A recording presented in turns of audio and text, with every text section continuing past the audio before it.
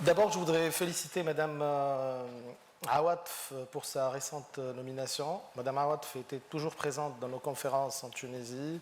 Elle nous invitait également au Maroc.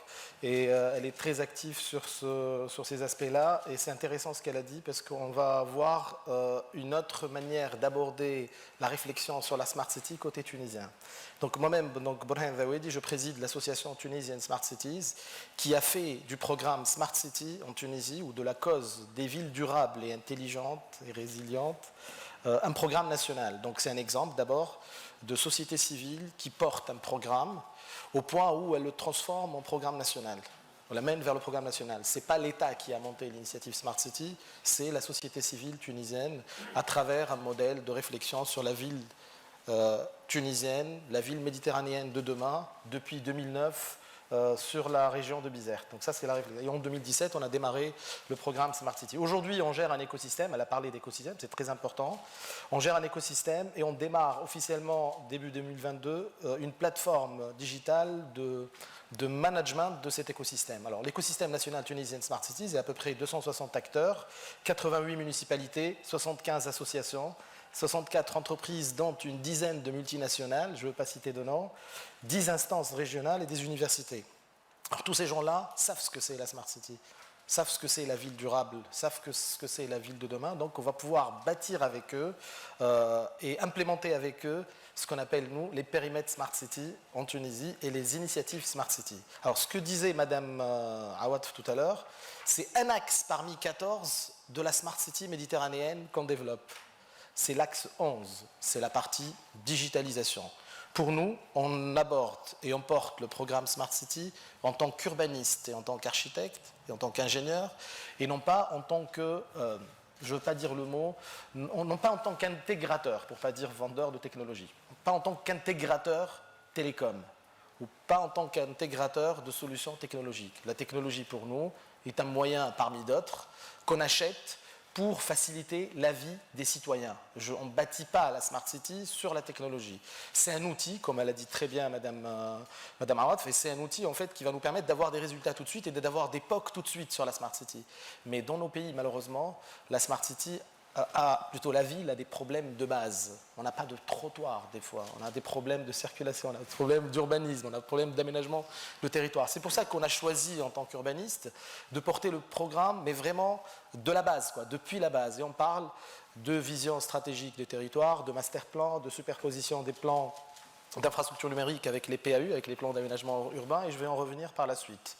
Alors, le sujet qu'on va aborder aujourd'hui, c'est la transformation numérique et le développement urbain durable, qui pour nous, en tout cas, relève 3 défis. Des défis sociaux, des défis urbains et des défis économiques à travers lesquels je vais finir mon intervention. Alors, les défis sociaux, je vais peut-être un peu vous choquer, mais on parle tous de numérisation, digitalisation. 9 discours d'officiels sur 10 abordent ces sujets-là. Digitalisation, numérisation, transformation digitale et tout ça. Donc par contre, nous, on a envie quand même, on a tous vécu cette fameuse crise du Covid. On est bien d'accord. D'ailleurs, on est là pour tirer quelque part les leçons du Covid. Donc serions-nous demain, une fois on est engagés tous, corps et âme, dans cette connectivité et interconnexion et cette connexion, à l'abri d'une pandémie numérique? Quel impact aura-t-elle sur notre quotidien? Pourrions-nous se déplacer? Pourrions-nous travailler? Pourrions-nous manger et boire, tout simplement? Pourrions-nous se faire soigner? Si demain on a une pandémie numérique, alors que notre sort, notre quotidien, dépend 100% de la connectivité. Alors, grosse question, les gouvernements et les États seront-ils suffisamment souverains? Tout à l'heure, elle a parlé de data, on va y revenir après, de comment la data, une fois collectée, elle est locale, on arrive à l'utiliser localement et la garder localement, on y reviendra. Quel nouveau rôle, je dis bien nouveau rôle, que l'État aujourd'hui, que les États auront pour préserver les intérêts des citoyens? Parce que tout à l'heure, à la base, j'ai écrit ici, les États seront-ils suffisamment souverains pour ne pas se faire racketter? Je suis désolé, je me permets de dire ça. Donc c'est pour ça que je parle aussi du vrai rôle de l'État qui est la préservation des intérêts des citoyens et des populations. Donc, quel nouveau rôle auront les collectivités locales dans tout ça? Et c'est notre sujet aujourd'hui.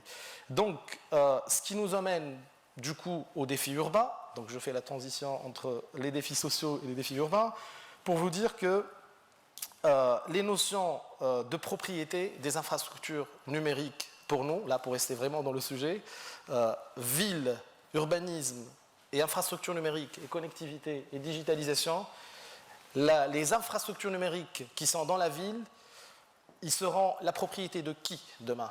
Est-ce que c'est la ville? Est-ce que vous, à Madrid, vous êtes propriétaire des infranumériques et les opérateurs télécoms, les opérateurs technologiques utilisent vos infrastructures ou vous donnez la main à ces gens-là, à ces acteurs-là, pour avoir justement la propriété de ces infras?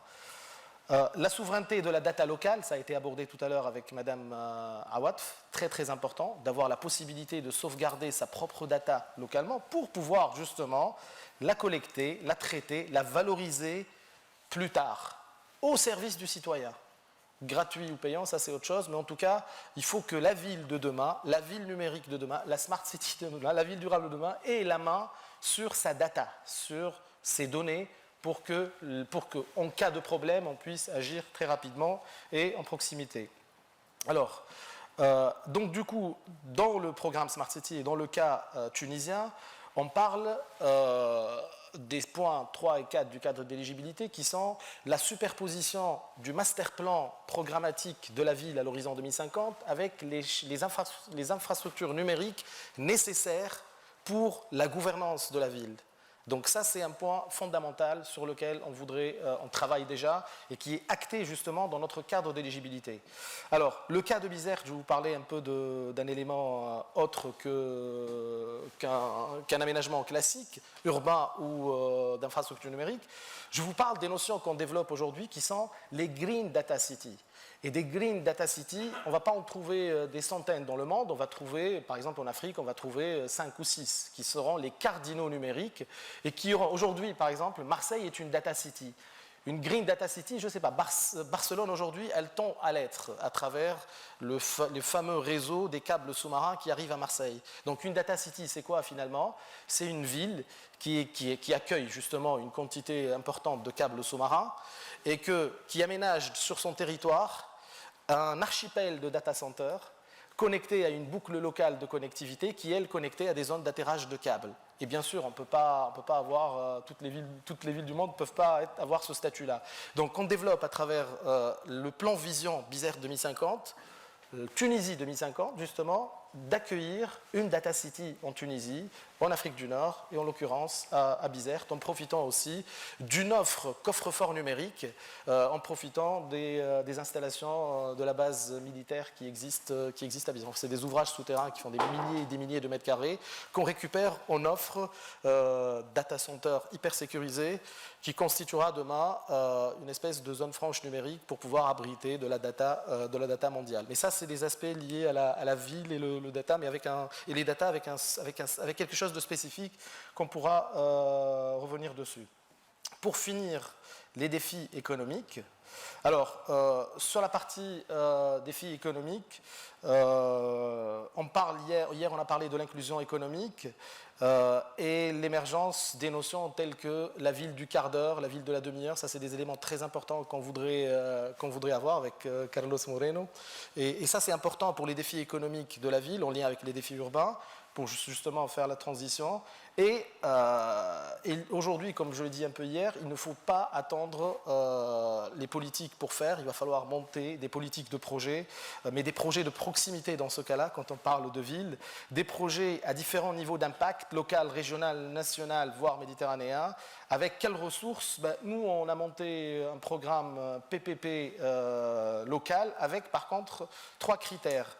L'utilité des projets, la bancabilité du projet et le fait qu'il soit vraiment réalisable et tout de suite. Donc commençons par des petits projets PPP utiles avec une implication du privé avec des règles bien sûr fiables, avec un impact direct d'abord sur la vie des citoyens, sa santé, sa nourriture, son éducation et son bien-être. Alors je finis avec justement ces mécanismes de financement. Aujourd'hui les projets PPP peuvent être un petit projet avec un impact local qui résout un problème local et qui touche tout de suite le citoyen. Ça peut être un projet à 1 million d'euros, comme il peut être un projet de 500 ou 600 millions d'euros. Je veux dire, on peut commencer déjà par faire des petits projets avec de l'argent privé, en impliquant le privé dans la transformation des territoires. Le mec qui est de Kérouan, par exemple, les gens qui sont de Kérouan, la diaspora qui sont de Kérouan, ils peuvent investir à Kérouan des petits projets qui sont dans des pipelines projets qu'on a commencé à réaliser avec l'Institut tunisien des études stratégiques, chez qui on était incubé pendant une année pour aligner nos stratégies en lien avec la ville de demain.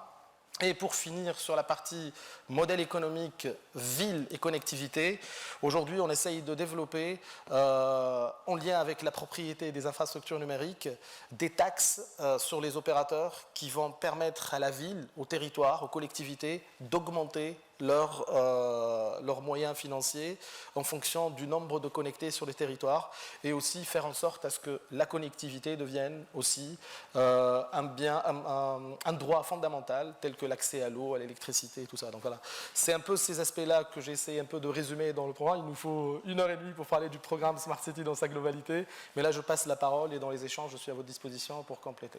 Merci.